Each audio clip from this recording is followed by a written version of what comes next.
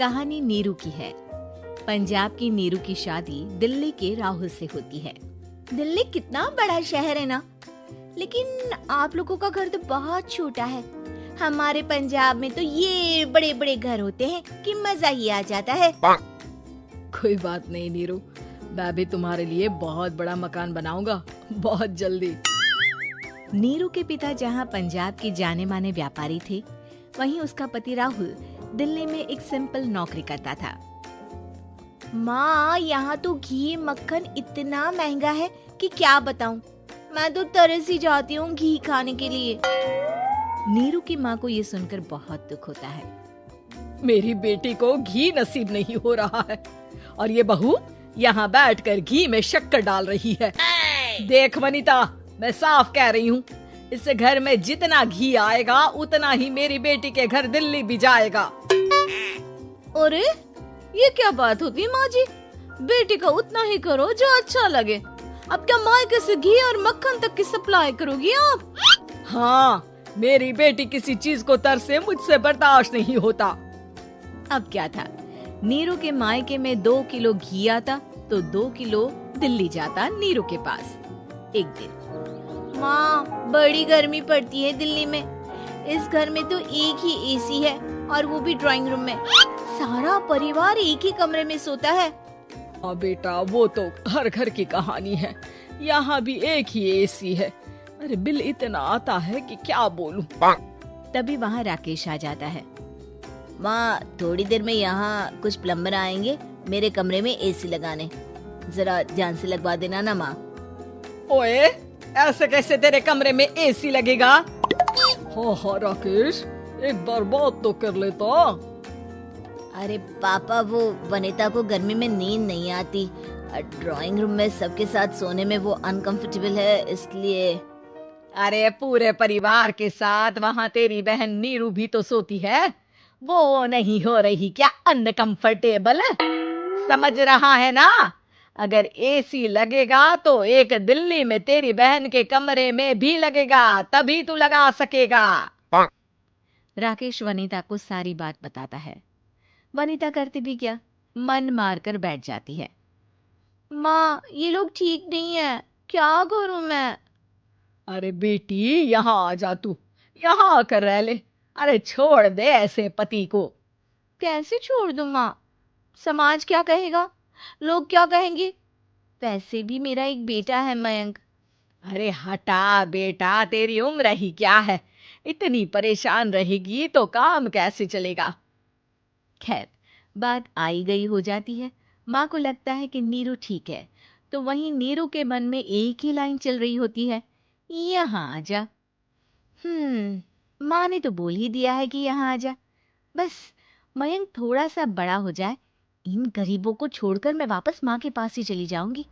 वो इसी सोच में बाजार में चल रही थी कि मैम, आपका दुपट्टा जमीन को छू रहा है। नीरू जैसे ही उस लड़के की तरफ देखती है, देखती ही रह जाती है।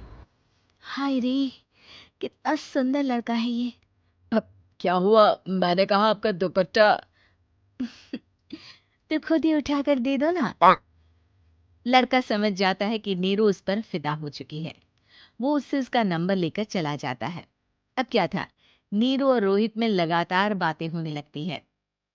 मैं हरियाणा का रहने वाला हूँ, यहाँ एक बड़ी कंपनी का मैनेजर हूँ। अच्छा, और कितने बच्चे हैं तुम्हारे? बच्चे? अरे मेरी तो शादी भी नहीं हुई है। तुम बताओ, शादी करोगी? नीरू शर्मा जाती है। अब लेकिन मैं तो पहले से ही शादीशुदा हूँ। मुझे फर्क नहीं पड़ता, बस तुम शादी कर लो। भाग चलते हैं, बहुत पैसे वाला हूं मैं, हमेशा खुश रखूंगा तुम्हें। नीरू रोहित से मिलकर सारा प्लान बना लेती है और फिर एक दिन घर से भाग जाती है। दोनों शादी कर लेते हैं। शादी के बाद क्या बात है नीरू, तुम्हें परेशान सा देखता हूँ, सब ठीक तो है ना? हाँ हाँ, सब ठीक है।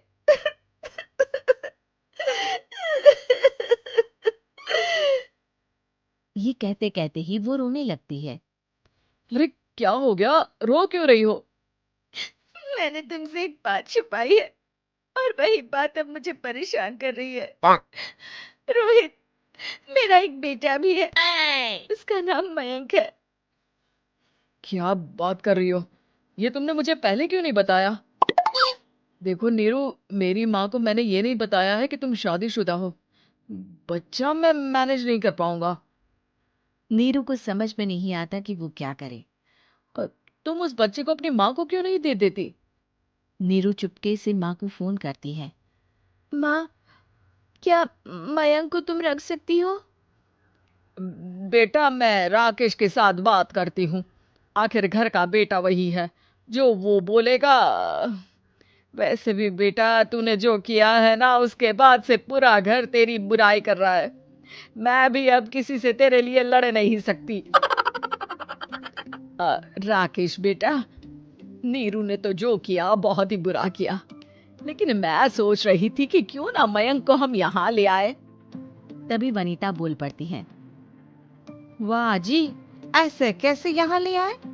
यहाँ क्या भंडारा भरा है? और जिस बच्चे की माँ ने नहीं सोचा, उसके लिए हम क्यों सोचे? नीरू को एक बार तो अपने बच्चे के बारे में सोचना चाहिए था ना। अरे लेकिन तेरे पास भी तो लड़का नहीं है ना वनीता।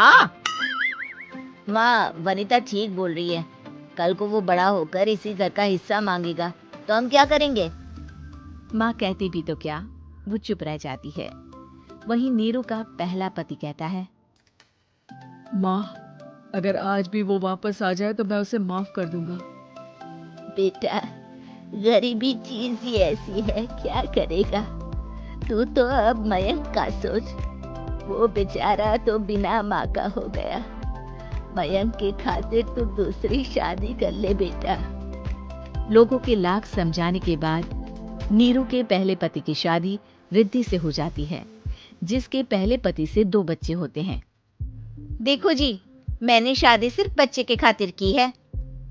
मैंने भी शादी सिर्फ बच्चों के खातिर की है। वहीं नीरू के दूसरे पति के मन में ये बात घर कर जाती है कि नीरू एक मासूम बच्चे को उसके खातिर छोड़ कर आई है। अब देखो नीरू, मुझे लगता है कि जो औरत अपनी कोख का बच्चा छोड़ सकती है, वो तो कुछ भी कर सकती है। कल को तुम्हें मुझसे अच्छा कोई मिल गया तो तुम तो मुझे भी बाय बाय कर दोगी ना। नीरू को अब उसका दूसरा पति ताने देना शुरू कर देता है।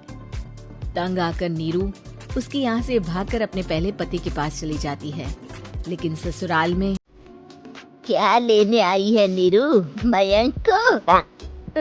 नहीं नहीं सासू माँ, मुझसे गलती हो गई, मुझे माफ कर दीजिए।